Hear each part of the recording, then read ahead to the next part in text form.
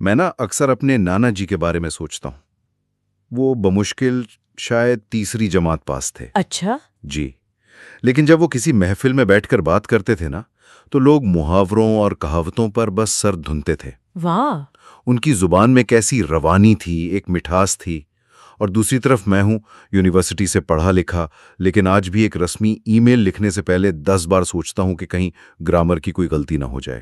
یہ تضاد، یہ فرق تو تقریباً ہر گھر کی کہانی ہے. ایک طرف وہ نسل ہے جس نے زبان کو ماحول سے جیا ہے، اور دوسری طرف وہ طالب علم جو اسے اصولوں اور قاعدوں سے سیکھ رہے ہیں. بالکل. ایک فطری انداز سے بولتا ہے، دوسرا سوچ سوچ کر. آخر یہ فرق ہے کیوں؟ یہی سوال. بس یہی سوال اردو پیڈاگوگی کی دنیا کا سب سے بڑا راز ہے، اور آج ہم اسی راز کی گہرائی میں اترنے والے ہیں. اور یہ سمجھنا سی ٹیٹ جیسے امتحانات کے لیے انتہائی ضروری ہے، کیونکہ سوالات یہیں سے بنتے ہیں. تو پھر یہ راز کیا ہے؟ اس کا جواب دو بہت ہی دلچسپ تصورات میں چھپا ہے. پہلا ہے زبان کا اکتساب، یعنی لینگویج ایکوزیشن، اور دوسرا ہے زبان کی آموزش، یعنی لینگویج لرننگ. آج ہمارا مقصد ان دونوں کے فرق کو کہانیوں اور مثالوں سے بالکل واضح کر دینا ہے. بہترین. تو پھر آئیے اس سفر کو ایک کہانی سے شروع کرتے ہیں. فرض کریں ایک بچہ ہے علی. ٹھیک ہے. علی ابھی چھوٹا ہے، اسکول نہیں جاتا. اس کی دنیا بس اس کا گھر ہے، اس کا آنگن ہے. وہ اپنی امی کو فون پر بات کرتے ہوئے سنتا ہے، ابو کو اخبار پڑھتے ہوئے دیکھتا ہے، بہن بھائیوں کو کھیلتے، لڑتے، ہنستے ہوئے سنتا ہے. جی. اور اس پورے ماحول میں کوئی بھی علی کو الگ سے بٹھا کر یہ نہیں سکھا رہا کہ بیٹا یہ اسم ہے یا جملہ اس طرح بناتے ہیں. کوئی کلاس نہیں ہو رہی، کوئی گرامر کی کتاب نہیں ہے، کچھ بھی نہیں. لیکن پھر ایک جادو ہوتا ہے. 2-2.5 سال کی عمر تک پہنچتے پہنچتے علی جو کر تک صرف اشارے کرتا تھا، اب وہ چھوٹے چھوٹے جملے بولنے لگتا ہے. وہ اپنی امی سے کہتا ہے، امی پانی، یا گڑیا دو. یہ الفاظ، یہ جملے کہاں سے آئے اس کے اندر؟ اسی قدرتی اور آپ کہہ لیں جادوئی عمل کو زبان کا اکتساب کہتے ہیں. Language acquisition. اکتساب یہ وہ عمل ہے جس میں انسان زبان کو اپنے ماحول سے ایک طرح سے جذب کر لیتا ہے. مطلب غیر شعوری طور پر اسے خود بھی نہیں پتا کہ وہ کچھ سیکھ رہا ہے. بالکل. یہی اس کی پہلی اور سب سے بڑی خصوصیت ہے کہ یہ ایک غیر شعوری انکانشس عمل ہے. علی کو احساس تک نہیں کہ اس کا دماغ ہر وقت اپنے ارد گرد کی آوازوں، لفظوں اور جملوں کو ریکارڈ کر رہا ہے. وہ تو بس کھیل رہا ہے، زندگی گزار رہا ہے. جی. اور ان کے بیچ کے تعلق کو سمجھ رہا ہے. یہ تو حیران کن ہے. تو اس کا مطلب یہ ہوا کہ اکتساب کا سارا دار و مدار ماحول پر ہے. یقیناً. دوسری اہم بات یہی ہے کہ یہ عمل مکمل طور پر فطری ہوتا ہے. قدرتی. جس طرح ایک پودے کو بڑھنے کے لیے مٹی، پانی اور دھوپ چاہیے نا. صحیح. اسی طرح بچے کے دماغ کو زبان کے اکتساب کے لیے ایک زبان سے بھرپور ماحول چاہیے، اور یہ زبان عام طور پر اس کی مادری زبان ہوتی ہے. اور اس میں قواعد کی کوئی جگہ نہیں؟ کوئی جگہ نہیں. یہ تیسری اور سب سے اہم بات ہے. علی کو نہیں پتا کہ امی پانی دیجیے میں فاعل کون ہے اور مفعول کیا ہے، لیکن وہ اپنی بات بالکل صحیح طریقے سے پہنچا رہا ہے.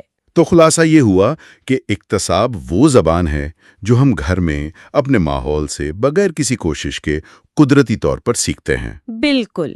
لیکن اب کہانی میں ایک موڑ آتا ہے. علی اب بڑا ہو گیا ہے اور اس کا اسکول میں داخلہ ہو گیا. اب پورا منظرنامہ بدل جائے گا.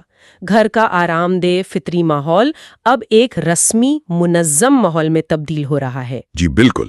علی اب کلاس میں ہے اور اس کی اردو کی ٹیچر بلیک بورڈ پر لکھ رہی ہیں فعل ماضی، فعل حال، فعل مستقبل. اچھا. ہر چیز کے اصول ہیں، تعریفیں ہیں اور چارٹ بنے ہوئے ہیں. اب علی کو زبان سیکھنے کے لیے باقاعدہ توجہ دینی پڑ رہی ہے. یعنی اب کوشش کرنی پڑ رہی ہے. چیزوں کو ذہن میں بٹھانا پڑ رہا ہے اور شام کو ہوم ورک بھی کرنا پڑ رہا ہے. زبان اب خود بخود نہیں آ رہی. اور اسی کوشش اور محنت سے زبان سیکھنے کے عمل کو ہم زبان کی آموزش یا لینگویج لرننگ کہتے ہیں. آموزش. یہ اکتساب کے بالکل برعکس ہے. جہاں اکتساب غیر شعوری تھا، وہیں آموزش ایک مکمل شعوری کانشس عمل ہے. یعنی آپ کو معلوم ہوتا ہے کہ آپ کیا سیکھ رہے ہیں، آپ کو دماغ لگانا پڑتا ہے۔ جی، اصولوں کو سمجھنا پڑتا ہے۔ یہ محنت طلب ہے، ایفرٹ بیسڈ ہے، اور اس کی بنیاد ہی قواعد، رولز بیسڈ پر ہوتی ہے۔ گرامر، الفاظ کے معنی، جملے بنانے کی مشق۔ یہ سب عام طور پر ایک رسمی ادارے جیسے اسکول یا کسی لینگویج سینٹر میں ہوتا ہے۔ تو اگر ہم دونوں کا موازنہ کریں تو اکتساب گھر میں قدرتی طور پر، غیر شعوری، بغیر قواعد کے، اور آموزش وہ اسکول میں محنت سے، شعوری اور قواعد کے ساتھ۔ بالکل۔ یہ فرق تو اب بالکل واضح ہو گیا۔ اکتساب وہ زبان ہے جو ہم جیتے ہیں، اور آموزش وہ زبان ہے جو ہم پڑھتے ہیں۔ بہت خوب کہا آپ نے۔ لیکن اسکول کے ماحول کی بات چلی ہے تو ایک اور بڑا سوال ذہن میں آتا ہے۔ آج کل کی کلاسیں پہلے جیسی تو نہیں ہیں۔ ایک ہی کلاس میں کوئی بچہ گھر میں ہندی بولتا ہے، کوئی پنجابی، کوئی بنگالی۔ جی بالکل۔ یہ تو ایک استاد کے لیے بہت بڑا چیلنج لگتا ہے۔ اتنی ساری زبانوں کو ایک ساتھ سنبھالنا تو ایک مسئلہ ہی ہوگا نا۔ اور یہی وہ عام غلط فہمی ہے جو امتحان میں سب سے زیادہ نقصان پہنچاتی ہے۔ اچھا۔ جسے ہم اور آپ ایک چیلنج یا مسئلہ سمجھ رہے ہیں، ماہرین تعلیم اسے کلاس روم کا سب سے قیمتی وسیلہ یعنی ریسورس مانتے ہیں۔ وسیلہ مطلب ایک اثاثہ؟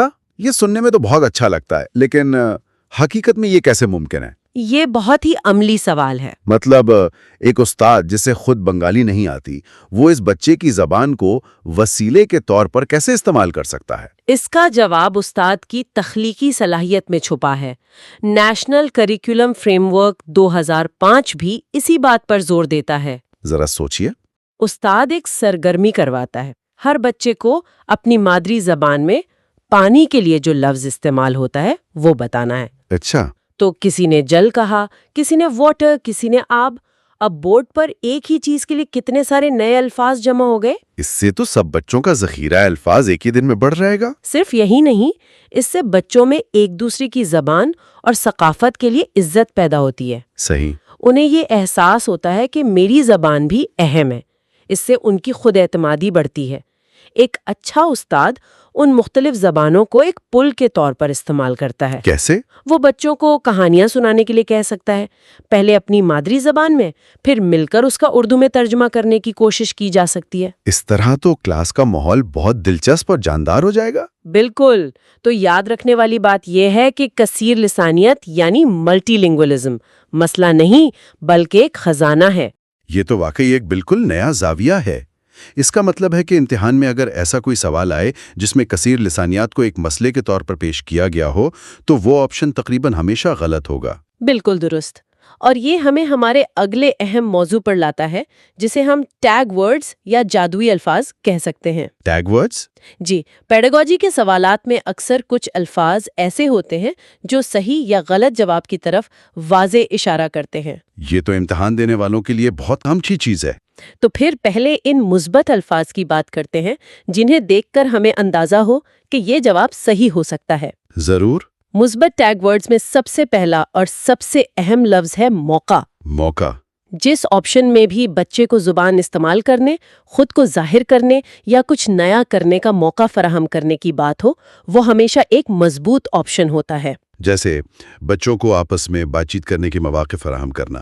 بہترین مثال اسی سے جڑا دوسرا لفظ ہے ماحول۔ ایک ایسا ماحول بنانا جو زبان سے بھرپور ہو۔ صحیح۔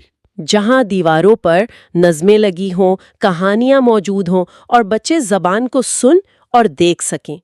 تیسرا لفظ ہے حوصلہ افزائی، یعنی بچے کی کوشش کو سراہنا۔ جی، اس کی غلطیوں پر ڈانٹنے کے بجائے اسے بہتر کرنے کی ترغیب دینا۔ اور ایک لفظ جو میں نے اکثر دیکھا ہے وہ ہے معنی اخذ کرنا۔ اس کا کیا مطلب ہے؟ بہت اہم نکتہ۔ اس کا مطلب ہے کہ بچہ صرف الفاظ کو رٹ نہ لے بلکہ پڑھے ہوئے مواد کا مطلب اور مفہوم سمجھے۔ یعنی سمجھ کر پڑھنا۔ بالکل۔ اس کے علاوہ مادری زبان کی قبولیت اور بچے کی شرکت، ایکٹیو پارٹیسپیشن بھی بہت مثبت ٹیگ ورڈز ہیں۔ ٹھیک ہے، تو یہ تو ہوئے مثبت اشارے، لیکن وہ کون سے جال ہیں جن میں امیدوار اکثر پھنس جاتے ہیں، مطلب منفی ٹیگ ورڈز؟ اب آتے ہیں منفی ٹیگ ورڈز پر۔ ان میں سب سے خطرناک لفظ ہے صرف یا فقط۔ صرف۔ تعلیم میں کوئی بھی چیز صرف ایک طریقے سے نہیں ہوتی۔ جہاں بھی سختی اور لچک کی کمی نظر آئے، جیسے بچوں کو صرف گرامر کے اصول سکھانے چاہیے، وہ آپشن فوراً مسترد کر دیں۔ دوسرا یقیناً رٹنا ہوگا۔ یقیناً رٹنا سمجھنے کی ضد ہے۔ جہاں بھی رٹنے پر یا کسی چیز کو زبردستی یاد کروانے پر زور دیا جائے، وہ تعلیمی لحاظ سے ایک منفی عمل ہے۔ اور سزا؟ سزا یا بچے پر کسی بھی قسم کا دباؤ ڈالنا بالکل غلط ہے۔ ایک اور اہم منفی نقطہ ہے پرائمری سطح پر قواعد پر ضرورت سے زیادہ زور۔ کیونکہ چھوٹے بچوں کو اقتصاب جیسا ماحول دینا چاہیے۔ بالکل، انہیں گرامر کے خشک اصولوں میں نہیں الجھانا چاہیے۔ اور غلطیوں کا کیا؟ اگر کوئی آپشن کہے کہ بچوں کی غلطیوں کو فوراً ٹھیک کرنا چاہیے، یہ بھی ایک نیگیٹو ٹیگ ورڈ ہے۔ غلطی پر ڈانٹنا یا ہر غلطی پر فوراً ٹوک دینا بچے کی ہمت توڑ دیتا ہے۔ کیونکہ غلطیاں تو سیکھنے کا حصہ ہیں۔ جی، یہی بات ہے۔ آئیے اس کو ایک چھوٹے سے سوال سے سمجھتے ہیں۔ فرض کریں سوال ہے، ایک پرائمری اسکول کی استاد کو کیا کرنا چاہیے؟ ٹھیک ہے؟ بچوں کو صرف نصابی کتاب پڑھنے پر مجبور کرنا۔ آپشن بے، بچوں کو اپنی مادری زبان میں بات کرنے کے بھرپور مواقع دینا۔ بہت آسان ہو گیا۔ آپشن الف میں صرف ہے، جیم میں رٹوا دینا اور دال میں سزا۔ یہ تینوں منفی ہیں۔ تو صحیح جواب صاف طور پر آپشن بے ہے، جس میں مواقع دینا جیسا مثبت لفظ موجود ہے۔ بالکل، آپ نے بالکل صحیح پکڑا۔ یہی طریقہ امتحان میں بہت وقت بچا سکتا ہے۔ ان سب باتوں کے بعد اقتصاب، آموزش، کثیر لسانیات اور ٹیگ ورڈز کو سمجھنے کے بعد اب ہم آخری اور سب سے اہم سوال پر آتے ہیں۔ آخر کلاس روم میں استاد کا اصل کردار ہے کیا؟ کیا وہ ایک باس ہے جس کا کام حکم چلانا اور علم دینا ہے؟ نہیں، یہ روایتی سوچ اب پرانی ہو چکی ہے۔ جدید اردو پیڈاگوجی کے مطابق استاد کا کردار باس کا نہیں بلکہ ایک سہولت کار یعنی فیسیلیٹیٹر کا ہے۔ سہولت کار یعنی جو سہولت فراہم کرے؟ لیکن کلاس روم کے حوالے سے اس کا کیا مطلب ہے؟ اس کا مطلب ہے کہ استاد علم کا مالک نہیں بلکہ علم تک پہنچنے کے راستے کو آسان بنانے والا ہے۔ اچھا، وہ بچوں پر علم تھوپتا نہیں بلکہ ایسا ماحول اور ایسی سرگرمیاں ترتیب دیتا ہے کہ بچے خود علم تک پہنچیں۔ وہ ایک گائیڈ کی طرح ہے۔ کوئی مثال؟ اس کی بہترین مثال وہی غلطی والی بات ہے۔ فرض کریں ایک بچہ کہتا ہے میں نے پانی کھایا۔ ہاں، بچے اکثر ایسی غلطیاں کرتے ہیں۔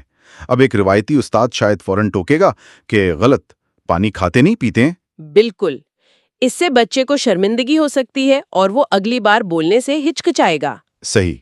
لیکن ایک سہولت کار استاد کیا کرے گا؟ وہ بچے کی بات کو سمجھے گا اور نرمی سے اس کی اصلاح کرے گا۔ وہ مسکرا کر کہے گا، اچھا آپ نے پانی پیا؟ بہت اچھا کیا، پیاس بجھ گئی؟ واہ، اس انداز میں تو بچے کو اپنی غلطی کا براہ راست احساس بھی نہیں ہوا، اس کی بات بھی پوری ہو گئی اور اس نے صحیح لفظ پیا بھی سن لیا۔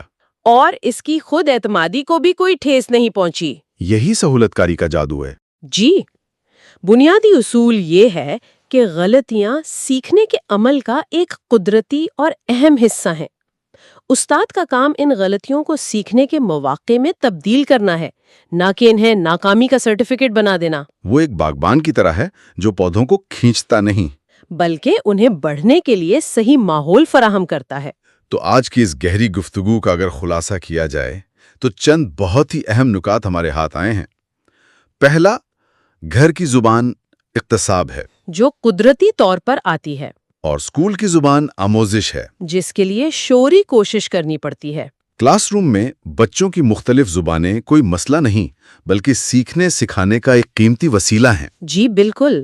اور سب سے بڑھ کر یہ کہ استاد کا کردار ایک حاکم کا نہیں بلکہ ایک دوست اور رہنما یعنی سہولت کار کا ہے۔ بالکل۔ یہ نکات واقعی اردو پیڈاگوجی کی روحیں ہیں۔ آج کی گفتگو بہت ہی جامع اور واضح ہے ہی۔ جاتے جاتے میں سننے والوں کے لیے ایک سوچ چھوڑ کر جانا چاہوں گی۔ آج ہم نے سیکھا کہ سیکھنے کے عمل میں غلطیوں کی کتنی اہمیت ہے اور ایک سخت استاد کے بجائے سہولت کار بننا کتنا ضروری ہے۔ یہ اصول صرف کلاس روم تک محدود نہیں ہے۔ ہمیں یہ سوچنا چاہیے کہ اپنی روزمرہ کی زندگی میں، چاہے ہم والدین ہوں، بڑے بہن بھائی ہوں یا کسی ٹیم کے لیڈر ہوں، صحیح، ہم دوسروں کی غلطیوں پر کیسا رد عمل دیتے ہیں؟ کیا ہم ان کی اصلاح ایک سخت استاد کی طرح کرتے ہیں یا ایک ہمدرد سہولت کار کی طرح جو انہیں گرنے کے بعد اٹھنے اور دوبارہ کوشش کرنے کی ہمت دیتا ہے؟